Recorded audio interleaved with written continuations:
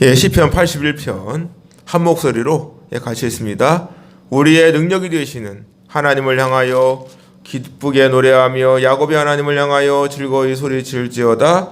시를 읊으며 소거를 치고 아름다운 수금에 비파를 아우를지어다. 초하루와 보름과 우리의 명절에 나팔을 불지어다. 이는 이스라엘의 율례요 야곱의 하나님의 규례로다. 하나님께서 애굽 땅을 치러 나아가시던 때에 요셉의 족속 중에 이를 알 증거로 세우셨도다. 거기서 내가 알지 못하던 말씀을 들었나니 이르시되 내가 그의 어깨에서 짐을 벗기고 그의 손에서 광주를 놓게 하였도다. 내가 고난 중에 부르짖음에 내가 너를 건졌고 우레소리의 은밀한 곳에서 내게 응답하며 무리바 물가에서 너를 시험하였도다. 셀라.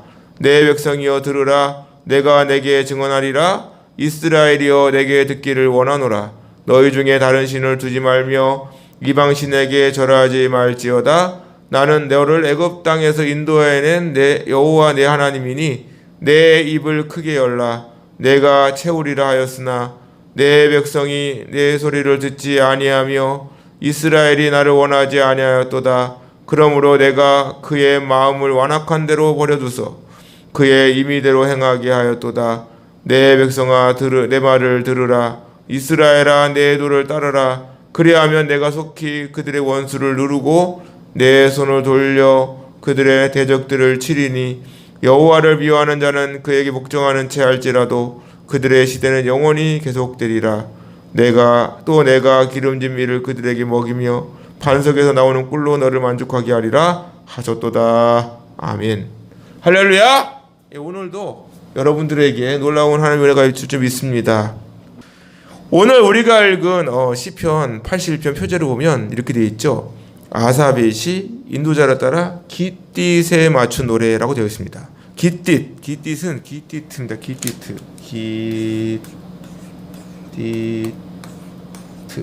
깃딧이에요. 이거는 보통 이제 정확하게 이게 어떠한 의미인지는 알 수가 없지만 대부분의 해석자들은 이게 다윗이 갓이라고 지역이죠. 갓이라는 지역에서 가져온 하프 같은 악기를 의미합니다. 그래서 보통은 이제 포도를 수확하는 이제 절기 때나 그런 이제 수확철이나 또 포도즙을 짜는 그 시기에 이러한 이제 악기를 가지고 노래를 부르면서 이제 하나님을 찬양하는 그러한 의미가 되겠습니다. 오늘 말씀 1절에 보면 이렇게 되어 있죠. 우리의 능력이 되시는 하나님을 향하여 기쁘게 노래하며 야곱의 하나님을 향하여 즐거이 소리칠지어다. 기쁘게 노래하다. 라나입니다. 라나. 이거는 보통은 이제 그냥 단순히 기쁜 게 아니라 너무 흥에 겨워가지고 너무 감사해서 주체할 수 없는 기쁨을 말하는 것이죠. 그냥 큰 소리로 누가 보든지 말든지 기쁘게 소리치면서 하나님을 향하여 노래하는 거예요. 그렇게 노래하라 라고 명령법을 사용하고 있습니다. 모든 사람이 그렇게 노래하게 하라는 거죠. 그와 함께 야곱의 하나님을 향하여 즐거이 소리칠지어다. 이건 루아예요. 루아는 뭐냐면 소리를 점점 높이는 겁니다. 소리 점점 높여요. 아직 응원할 때 보면 처음에는 응원이 약해졌다가 막 환호성이 확 올라가죠. 이런 식이 되는 것이죠. 그러니까 부흥회나 이러한 이제 막 박수를 치고 막 할 때 보면 어떻게 돼요? 가면 갈수록 나도 모르게 목소리가 높아지고 목이 쉬는지도 모르고 그냥 소리 깨끗이 찌르고 아주 하나님을 향해서 있는 힘껏 다해 목소리를 높이죠. 바로 그런 겁니다. 그러면 여기서 야곱의 하나님이라고 시편 기자가 고백하는 것은 무슨 의미일까라는 것이죠. 야곱은 태어날 때부터 형 에서의 발 뒤꿈치를 잡고 나올 정도로 자신의 어떤 이익을 위해서는 물부를 가리지 않았죠. 어떻게든지 얻으려고 하는 자기 중심적인 사람의 모습이었던 것입니다.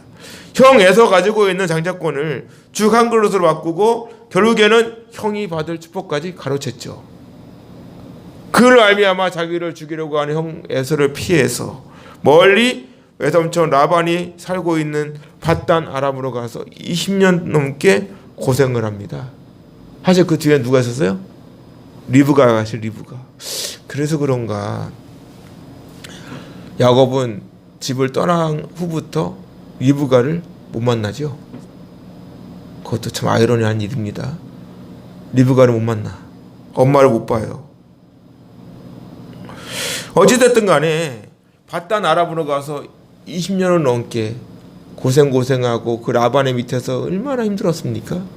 근데 결국 그것은 하나님께서 야곱을 이스라엘로 바꾸려는 계획이었던 것이죠. 야곱을 통해 12명의 아들이 태어나고 그 12명의 아들이 이스라엘 12지파가 되죠. 그 하나님 나라가 확장이 돼가는 것입니다. 시편 기자가 고백하는 야곱의 하나님은 이스라엘 민족 전체의 하나님이라는 사실을 믿음으로 고백하고 있는 것입니다. 그 하나님을 향하여 시편 기자는 즐겁게 노래하며 큰 소리로 찬양을 하고 그렇게 명령하고 있는 것입니다. 그와 함께 2절 보세요. 시를 읊으며 소고를 치고 아름다운 수금에 비파를 아우를지어다. 여기서 시라고 하는 이 짐나라는 단어인데 이거는 어떠한 노래, 어떠한 멜로디인데 이게 짜마르라고 하는 단어에서 유래가 되었죠. 이 짜마르가 뭐냐, 노래하다, 찬양하다인데 시를 읊는다는 것은 뭐지요? 자신의 입술 또는 목소리를 높여서 하나님을 찬양하라는 것입니다. 그리고 이어서 나오는 게 뭐예요? 소고를 치면서 아름다운 수금에 비파를 아우를지어다. 이 아우를지어다라고 하는 나임입니다. 이 나임이라는 단어는 뭐냐면 사랑스럽다, 아름답다 이런 거예요. 소고를 치고 아름다운 수금에 비파까지 어울려 하나님을 찬양하잖아요. 여러분 성가대에서 보잖아요. 찬양대. 저는 성자를 별로 안 좋아해요. 성자가 들어가는 거는 거의 천주교가 연관이 돼서 별로 좋아하지 않아요. 제가 그 찬양대 소프라노, 알토, 테너, 베이스 이렇게 사성이 이렇게 어우러지는데 성가 제가 찬양대 오래 섰거든요. 찬양대를 서다 보면은 뭐가 있습니까? 연습할 때 보면 소프라노 따로, 알토 따로 연습을 하는데 이게 들어오면은 진짜 개개인으로는 진짜 음치도 그 음치가 없고 막 소리가 별로 안 좋아. 그런데 이게 어느 순간 연습을 하다 보면은 이게 어우러져요. 이렇게 아름다운 소리를 만들어낸단 말이죠. 악기가 각자만의 특성이 있잖아요. 그렇지 않습니까? 징은 징대로, 북은 북대로, 깽가리는 깽가리대로, 탬버린은 탬버린대로, 베이스는 베이스, 일렉은 일렉, 드럼은 드럼대로 다 각자에 있고 사람마다 목소리 다 달라. 근데 그게 하나님을 향해서 찬양을 부를 때 이게 어우러지더라는 거죠. 어우러지더라. 그렇게 하나님을 찬양하라고 시인은 고백합니다. 여기서 시편 기자는 그럼 언제 찬양해야 되냐? 3절 보세요. 초하루와 보름과 명절에 우리의 명절에 나팔을 불지어다. 이 초하루는 이스라엘 백성들에게 새로운 달의 첫날이고, 여러분 교회 가면 보통 월삭기도회라는 게 있죠. 월삭기도회 그런 겁니다. 이 날에는 지난달에 지은 죄를 용서받게 되는 첫날인 거예요.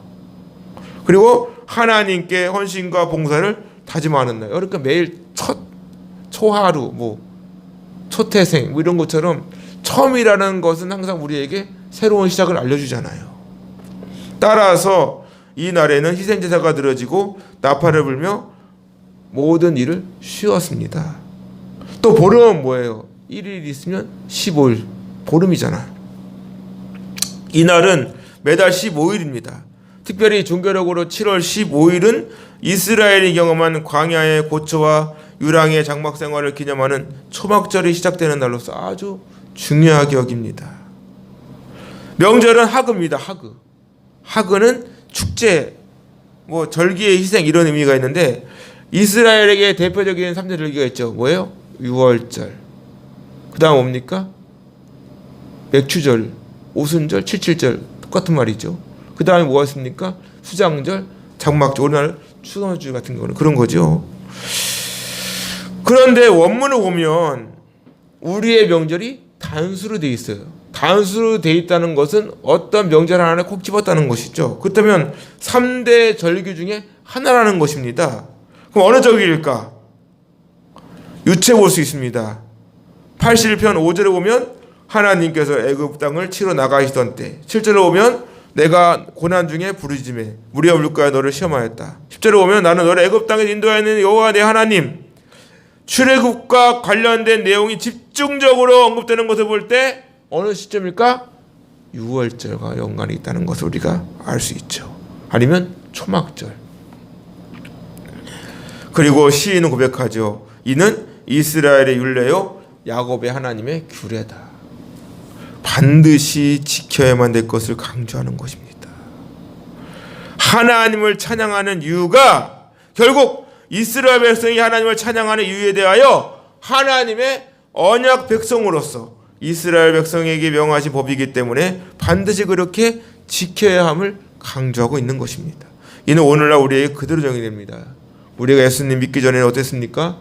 주일을 지키고 예배를 드리는 것과 아무 상관없었어요. 내가 주일을 빠지든지 여행 가든지 뭐 놀러 가든 아무런 없었어요. 집에서 전국 노래자랑을 보면 보더라도 아무런 꺼리낌이 없었단 말이에요. 그런데 예수님 믿고 구원받은 하나님의 자녀가 됨으로 모든 삶의 중심이 하나님과 연관을 갖게 됩니다.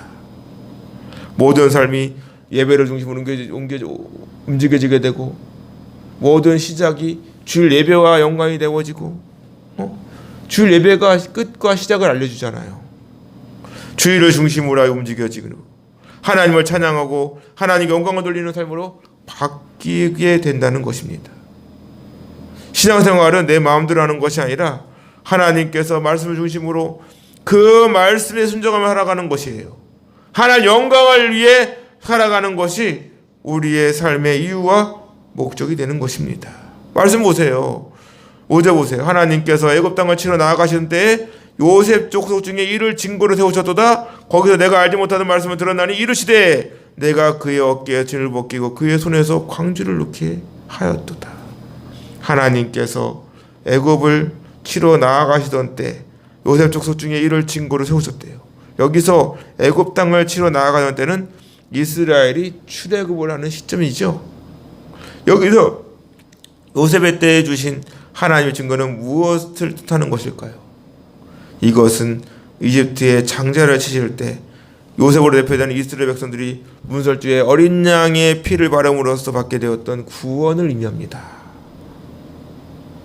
시편 기자는 내가 알지 못하던 말씀을 들었다고 고백하면서 그 내용에 대하여 내가 그의 어깨에서 짐을 벗기고 그의 손에서 광주리를 놓게 하였도다. 이스라엘 백성들의 삶의 처소에서 단지 고통만을 제하겠다는 의미가 아니라 그들의 삶의 처소 자체를 고통이 없는 다른 곳으로 옮기시겠다는 의미예요. 하나님께서 이스라엘 백성을 고통과 압제의 땅 애굽으로부터 구출해내서 젖과 꿀이 흐르는 땅인 가나안 땅으로 이끌어 들어가게 하셨던 그 구속의 역사를 염두에 둔 표현입니다. 이스라엘 백성은 하나님에 의하여 과거의 삶을 완전히 청산하고 새로운 삶의 처소에 떠나 새로운 삶으로의 전환점을 맞이하게 되는 거예요. 그의 손에서 광주리를 놓게 하였다. 요셉의 총리로 있을 때에는 고센 땅에서 얼마나 편안하게 살았습니까? 야곱의 모든 식솔들이 내려와 가지고 얼마나 편안했어요. 자손은 점점 번성해 가고 그렇게 살았는데 요셉을 알지 못하는 새로운 왕이 일어나서 애굽을 다스리게 되면서 이스라엘 백성은 감당할 수 없는 엄청난 고난과 강제 노역에 시달려야만 했습니다. 이러한 상황에서 시편 기자는 하나님께 부르짖었다고 고백합니다. 7절 내가 고난 중에 부르짖음에 내가 너를 건졌고 우레소리의 은밀한 곳에서 내가 내게 응답하며 무리와 물가에서 너를 시험하였도다. 감당할 수 없는 어려움과 고난 가운데 하나님께 부르짖었더니 내가 너를 건졌고. 출애굽기 2장을 보면 이스라엘 자손은 고대 노동을 말미암아 한식하며 하나님께 부르짖었다고 기록이 되어 있습니다. 근데 그 부르짖는 소리가 하나님께 상달되었어요. 어떻게 되었습니까? 하나님께서 이스라엘 백성들의 부르짖음을 들으시고 아브라함과 이삭과 야곱의 언약을 기억하사 결국에는 애굽을 벗어나게 해 주셨지요. 우리도 이처럼 끊임없이 하나님께 부르짖어야 합니다. 쉬지 말고 기도를 해야 한다고요. 어려울수록 더 많이 기도하고 날마다 새벽을 깨워야 합니다. 어디 되었든 기도 시간을 많이 가져야 돼요. 제가 아침마당 기도회를 왜 했겠습니까? 기도해야 되는 거예요. 기도해야 돼. 계속 기도해야 한다고. 아침마당 기도회 저는 구독자 이렇게 조회수 저는 관심 없습니다. 사실 누구라도 또 한 사람이라도 이 아침마당 기도회 통해서 예수님 영접하고 구원 받으면 되는 거예요. 삶의 회복이 일어나면 되는 것입니다. 여러분들에게 소망을 주는 시간이 되기 바랍니다. 그래서 하나님께서는 쉬지 말고 기도하라고 강조하시죠. 기도를 수시로 하시기 바랍니다. 수시로 하나님을 부르시고 하나님께서는 언제나 저와 여러분들의 작은 신음에도 귀를 기울이고 계시는 줄로 믿습니다. 우레소리의 은밀한 곳에서 내게 응답하였다. 이는 시내산에서 모세에게 현현하신 그 하나님을 상기하고 있는 거예요. 또한 무리바물과 너를 시험하야 됩니다. 출애굽기 17장을 보면 이스라엘 백성들은 르비dim 도착을 하게 되죠. 이곳에서 마실 물이 없어요. 마실 물이 없으니까 이스라엘 백성들이 모세에게 다투며 말합니다. 우리에게 물을 주어 마시게 하라. 그러자 모세가 이스라엘 백성들에게 말하죠. 너희가 어찌하여 나와 다투느냐? 너희가 어찌하여 여호와를 시험하느냐? 이스라엘 백성들은 계속해서 목이 마르니까 물을 쳤는데 물이 있겠어요? 없어요. 그러니까 계속해서 모세에게 원망을 막 쏟아내. 당신이 어찌하여 우리를 애굽에서 인도해 내어서 우리와 우리 자녀와 우리 가축이 목말라 죽게 하느냐? 그러자 모세가 하나님께 부르짖습니다. 내가 이 백성에게 어떻게 하리이까? 그들이 조금 있으면 내게 돌을 던지겠네아이다. 하나님께서는 모세의 기도를 들으시고 모세에게 말씀하시죠. 여호와께서 모세에게 이르시되 백성 앞을 지나서 이스라엘 장로들을 데리고 나일강을 치던 그 지팡이를 손에 잡고 가라. 내가 호렙산에 있는 그 반석 하추르입니다. 하추르 정관 사가 붙였어요. 여러분 호렙산에 뭐 반석이 한두 개입니까? 한두 개냐고. 왜 하가 붙었을까? 그 많은 반석들 중에 하나님이 지시한 그 반석을 치라는 거예요. 아무거나 쳐서 나오는 물이 아니라 하나님이 지시한 그 반석. 그러면 물이 나올 것이다. 그래서 그것이 뭡니까? 무리바. 그 반석은 누구를 대표하는 걸까? 예수 그리스도. 그 배에서 생수의 강이 넘쳐 흘러나오리라. 할렐루야! 예수님을 우리 두드려야 돼. 계속해서 예수님의 이름으로 두드리라고요. 결국 나중에 민수기에 또 나오죠. 이 내용이. 거기서는 명하라 그랬더니 쳐봤잖아. 한번 두 번 두드렸잖아. 두 번 두드린 경험이 있어 놓으니까 어떻게 돼?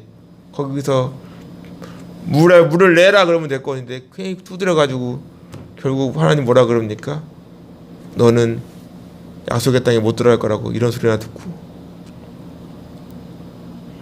시인은 그 무리바에서 하나님을 시험하였던 그 모습을 상기하고 있는 거예요.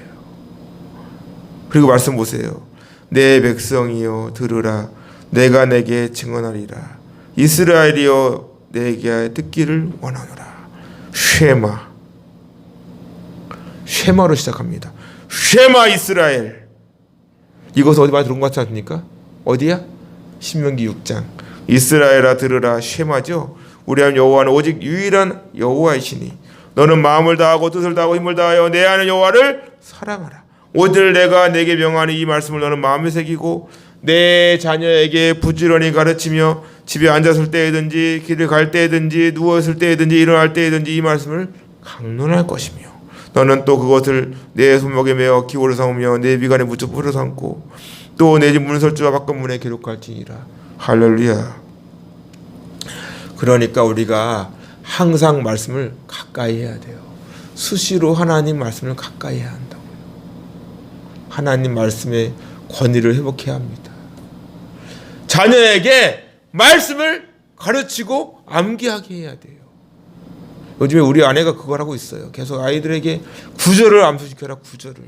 여호와는 나의 목자시니 내게 부족함이 없으리로다. 그가 나를 푸른 청에 누이시며 실마리 물가로 인도하신다. 이런 거 계속해서 막 말씀 암수시키는 것이죠. 여러분 자녀가 왜 흔들리는지 아십니까? 말씀에 붙들리지 않아서 그런 거예요. 말씀에 붙들리는 자녀는 흔들리지 않습니다. 하나님께 책임지는 아이로 가는 거예요. 그리고 9절 보세요.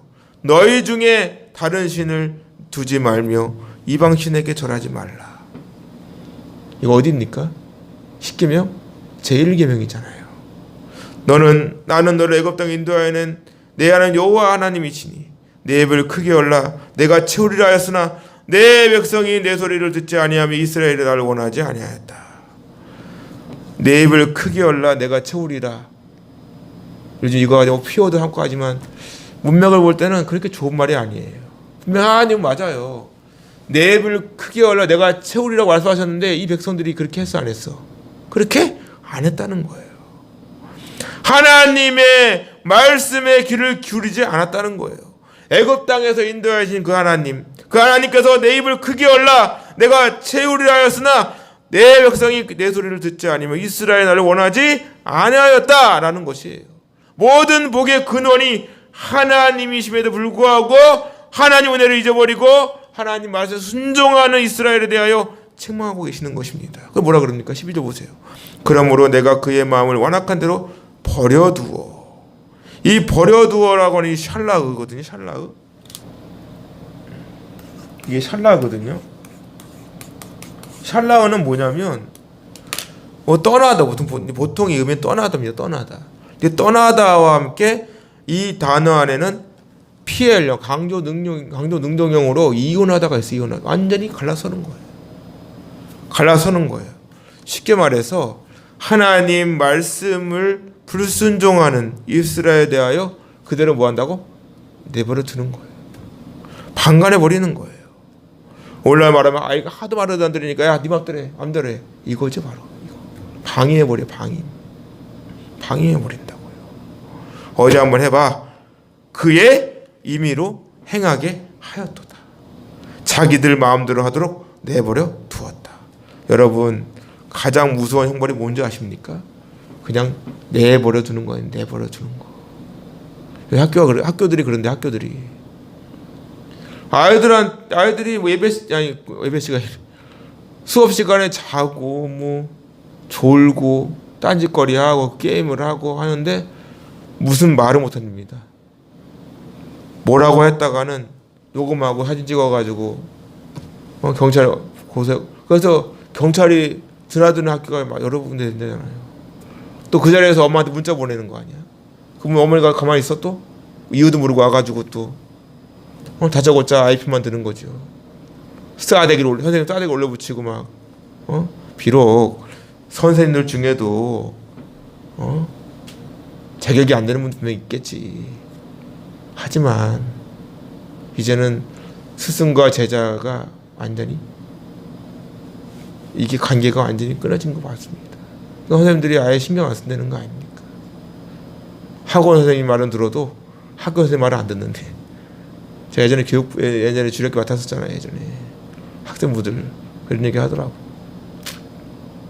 그 정도로 학교에 그냥 공교육의 막 이렇게 막 하면서 대표적인 게 뭡니까? 이승만은 완전히 희대의 사기꾼으로 완전히 매도시켜놨잖아요. 이승만이 아니었다면 우리나라 벌써 공산화 됐다니까. 역사를 바로 알아야 돼. 바로.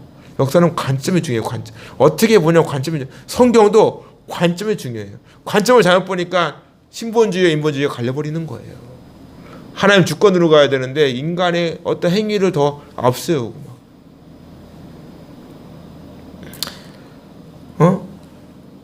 완전히 버림받은 것처럼 무서운 것이 어디 있습니까?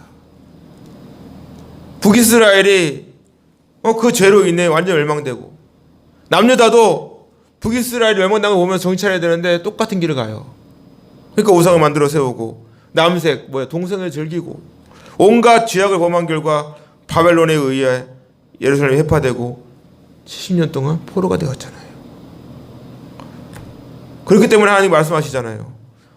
내 백성아 내 말을 들으라. 이스라엘아 내 노를 따르라.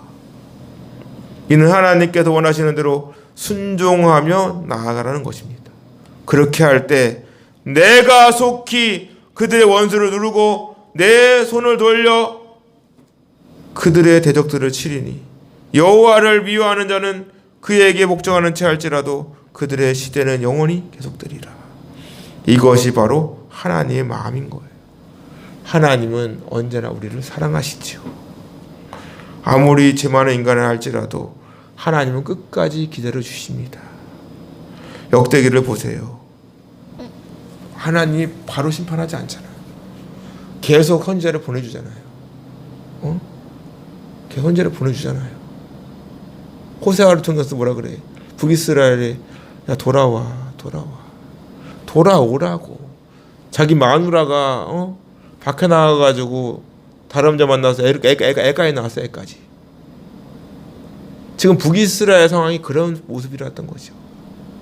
그런데 어떻게 호세아가 뜻이 뭡니까? 호세아, 여호수아, 예수 이 똑같은 이름이잖아. 구원자. 끊임없이 기다려주잖아요. 근데 어떻게 끝내 돌아오질 않아. 그럼 어떻게 됩니까? 멸망당하는 거예요. 하나님께서는 선지자를 통해서 계속해서 하나님께 돌아오라고 말씀하십니다. 에레미야 뭐야? 에레미야. 남유다가 멸망하는 그 상황을 하나님께서 보여주셨는데 그걸 보고 선포하는데 오히려 어떻게 합니까? 예레미야를 거짓 선지자를 매도해버리고 옥에 가두어버리고 때리고 막 결국 어떻게 됐어요? 완전 예루살렘이 불바다가 되는 거 아닙니까? 완전 불바다가 되었어요. 하나님이 기다려도 돌아오지를 않는 그 이스라엘 백성들을 어떻게 합니까? 결국에는 심판해버리는 거예요. 도저히 답이 없을 때 하나님은 심판하시는 거예요. 오늘날도 얼마나 많은 복음이 곳곳에 전해지고 있습니까? 전도지를 통해서 방송을 통해서 옛날에 라디오만 그때부터 나왔는데 이제는 어디입니까?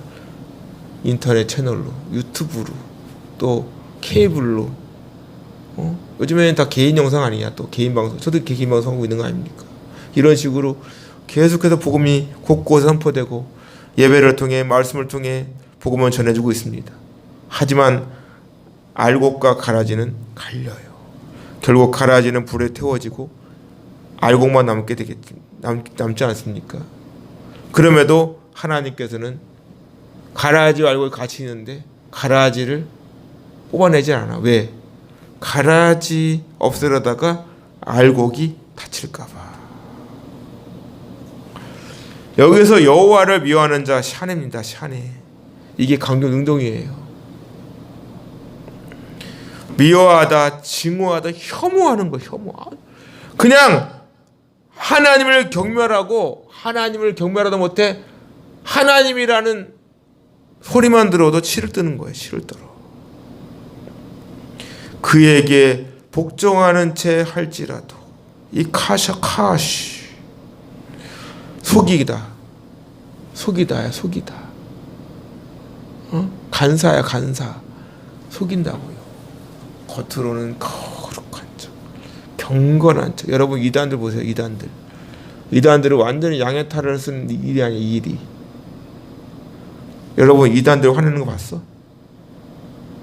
이단은 교육을 얼마나 잘 받았는지 화를 안 내요. 특히 여호와의 증인 보셨습니까? 그럴 이유는 없지만 여호와의 증인이 화내는 거 본 적 있습니까? 화 안 낸다고요.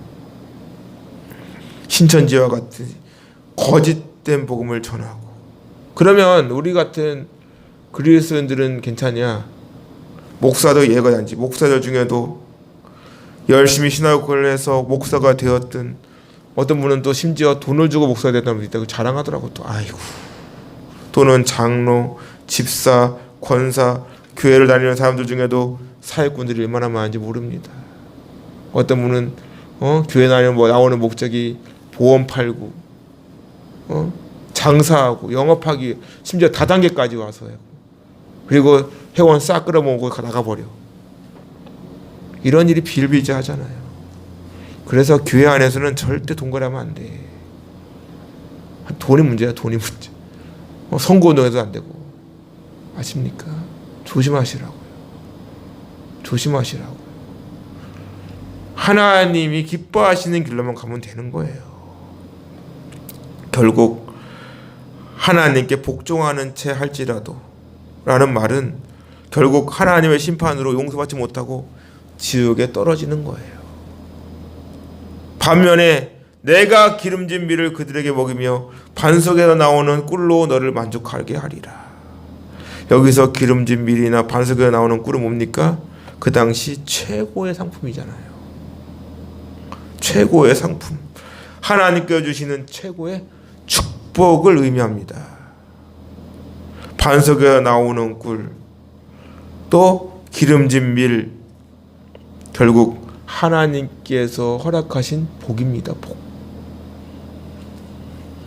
그리스도 안에서 참 믿음을 가진 저와 여러분들이 구원의 축복과 함께 영생의 복을 누리게 될 것을 우리에게 말씀해 주시는 거예요. 땅에서도 복을 받고 하늘에서도 복을 받고. 여러분, 상급이 있어 없어? 상급이 있습니다. 여러분, 상급이 있다고요. 어떤 분도 그러더라고. 에휴, 죽으면 그만이지 뭐 구원받으면 됐지 뭐 상급을 따집니까? 착각하지 말아라. 맞아요. 구원 받는 것이 중요하지. 근데 이왕이면 상급을 쌓으면 얼마나 좋겠어. 제일 상급이 뭘까요? 전도입니다. 전도. 전도예요. 교회를 데리고 오는 것도 중요하겠지만 우선은 뿌리라고요. 계속 뿌려. 교회에서 집에 갈 때 그냥 가지 말고 좀 교회엔 전도지 많잖아. 주보도 있고 좀 가지고 가. 좀 마스크도 많다고 요즘에. 가지고 가서 좀 뿌려. 이렇게 꽂든지 뭐 주든지 해요. 그냥 뭐 집에 갈 때 뭐해. 그리고 내 입술로는 찬양도 부르면서 나 저 높은 곳을 향하여 날마다 나아갑니다 하면서 이렇게 하다가 만나면은 할렐루야 하고 주고, 좀 이렇게 할렐루야 예수님 믿으세요 꼭 천국가야 합니다 이렇게 주고. 딴 거 있습니까? 말도 안 듣잖아 사실. 뭐 그냥 주는 거지 뭘 주고. 전도하여 전도하시라고요. 그리고 새벽을 깨우시고. 여러분, 새벽 기도에 한번 인생 걸어보세요. 놀라운 일이 펼쳐질 겁니다. 나이 드신 분만 하지 말고 좀 나이 드신 분들이 뭐 잠이 없다고 해가지고 새벽 기도하는 것 같습니까? 아니에요. 그분들의 그 믿음을 몰라? 잠 안 온다고 다 새벽 기도 나오는 거 아니잖아. 코로나가 나와가지고 뭐 기분 다쳤다고 해가지고 목사님 기우지 말래요. 그건 핑계다, 핑계. 김건모 노래 좀 그만 좀 불러라. 그러지 말고 교회 문이 닫히면 어때? 교회가 맨날 문 열릴 필요 없잖아. 그러면 가서 문 열고 해. 가서 가가지고 목사님 문 열어달라고 뭐 안 열어줍니까? 가서 기도하겠다는데 안 열어주는 목사가 어디 있어? 가서 좀 이렇게 기도하겠다고 하고 기도 실컷 하고 울었다 웃었다 찬양도 불렀다가 막 얼마나 좋아 마음껏. 저도 마찬가지 이렇게 놓고 하니까 좋더라고. 저 혼자 이렇게 뭐 무슨 말을 하더라고. 무슨 상관입니까 이게? 속편에 좋더만 아주. 열심히 기도하세요. 기도하시고 자녀를 위해 기도하시라고. 자녀를 위해서. 제가 그 얘기 했습니까? 전도를 하는데 어느 분이 그러더라고. 되게 뭐라 그러는 거야. 교회에 대해서 막 이 말 좀 하라고. 예수님 믿으라고 하는데 그게 뭐 그렇게 아니 그래서 오죽하면은 아니 선생님 예수님 믿으라는 게 그렇게 욕먹을 짓입니까 그게? 예수님 믿으면 그렇게 기분 나빠요? 뭐라 그래. 그래서 그럼 지옥 가시라고. 지옥 가시면 되겠네 이랬어. 그랬더니 또 저주한대. 아니 예수님 믿으라니까 싫다면서요. 그럼 지옥 가야지 뭐. 그랬더니 왜 저주하니? 아니 천국이 없는 것은 없다고 말을 하면서 지옥 있는 건 지옥이 있다는 건 믿어지나 보죠? 그래서 지옥이 있으면 천국도 있는 거 아니겠습니까? 이왕이면 천국 가야죠. 또 어떤 분은 그런 얘기 했어요. 나한테. 아유, 사는 게 지옥 같은데 무슨 천국이 무슨 의미가 있냐 그러더라고. 그래 그랬지. 그러니까 예수님 믿어야 한다고. 사는 게 지옥 같은데 죽어서 지옥 가면 되겠냐고. 꼭 천국 가시라고. 저 전도 많이 했어요. 저 할렐루야 괜히 할렐루야가 아니라니까. 저 돌아다니면서 할렐루야 엄청 치고 다녔어요. 정말. 사람들이 미쳤다 그랬어. 미쳤다고. 저기 뭐 주영기 목사님은 무슨 족하냐 그러더라고요. 그래서 아니라고. 아무 상관없다고 저는. 하도 할렐루야가 돌아다녔다 놨더니 아주 그냥 보는 사람도 할렐루야, 뭐 나를 모르는 사람도 할렐루야. 할렐루야는 기억하면서 내 이름도 몰라. 그 정도였어요. 그 정도. 여러분, 미쳐도 하나님께 미치는 건 괜찮습니다. 하나님께 미치라고. 정신 나간 것도 아니잖아. 이왕 하나님 믿는 거 한번 제대로 믿어보세요. 한번 인생을 걸어보시라고. 내 입을 크게 열라. 내가 채우려 하였는데 뭐라 그래. 너희가 듣지 않는다잖아요. 안 믿는 거지, 안 믿는 거. 죽을 때 보자고. 예수님 오실 때 보자고 하면 어떻게 되는지 후회하지 말고. 자녀들 그러잖아. 자녀들 왜 어르신들 말을 들어야 될까요? 제가 어른들을 좋아해. 이렇게 공경하는 걸 좋아하거든요. 사실 부모애들 이렇게 해서 효도가 됐을 건데 다 돌아가셔가지고 저는 불효자 중에 아주 상불효자입니다. 상불효자. 상불효자지. 잘해드린 게 없으니까. 그래서 그런가 부모에게 못당한 거를 이렇게 어르신들에게 많이 해드리고 싶은 게 제 마음이에요.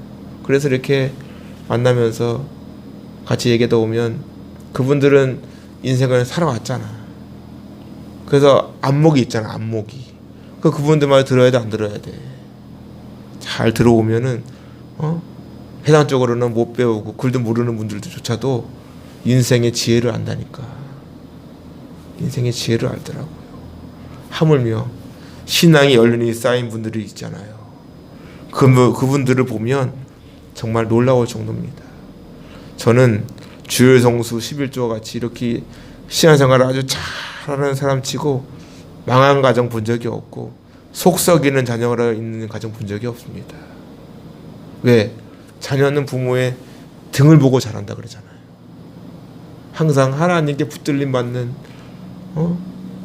그 모습을 보고 있는 자녀가, 하나님 잘 섬기는 모습을 보는 자녀가 허튼 길 가겠냐고요. 매일 밤낮으로 특히 새벽을 깨우는 엄마가 있는 자녀가 허튼 길 가겠어요? 그 뒤에 그 모습을 맨날 일어나서 5시만 되면은 5시 아니지, 가는 시간 있으니까 4시 반이지. 항상 이것저것 뿌려가지고 성경책 들고 가는 그 모습을 보고 있는 자녀가 곁길로 가겠냐고요. 하나님이 싫어하는 길, 부모가 하기 싫은 행동 하겠냐고요. 하다가도 돌아오겠지. 바로 그겁니다. 여러분, 다른 거 다 포기해도 믿음만은 포기하지 마세요. 흔들릴 수야 있겠지. 흔들릴 수야.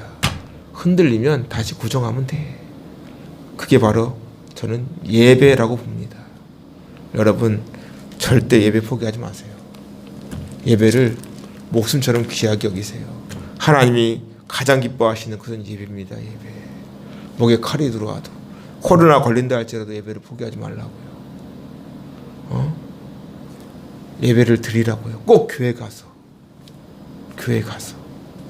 예배를 드릴 수 있도록 최선을 다하시기 바랍니다. 영상으로 드리더라도 교회에서 드리는 이상으로 더 잘 드려보시라고요. 하나님을 감동시키는 예배가 되어보라고요. 하나님을 감격시키는 예배가 되어보시라고요. 인생 힘듭니까? 어렵습니까? 답답합니까? 그럴수록 더 예배를 많이 드리시고 물질이 없습니까? 없을수록 11조를 더 잘해보세요. 저는 헌금 많이 하라는 얘기가 아닙니다. 철저하게 11조를 잘해보시라고요. 금액은 중요하지 않아요. 1,000원을 드려도 10,000원을 드려도 10만 원을 드려도 정확하게 잘해보시라고. 그리고 하나님이 어떻게 하신지를 보시라고요.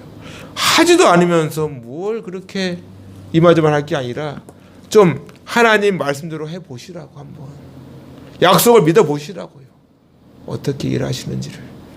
그리고 보여주는 참된 믿음의 그 증인이 되기를 주님의 이름으로 축원합니다. 여러분 이제 달력도 이제 한 달밖에 안 남았습니다. 올해는 다 갔어요. 후회 안 될 의미가 없어요. 이제 어떻게 되겠습니까?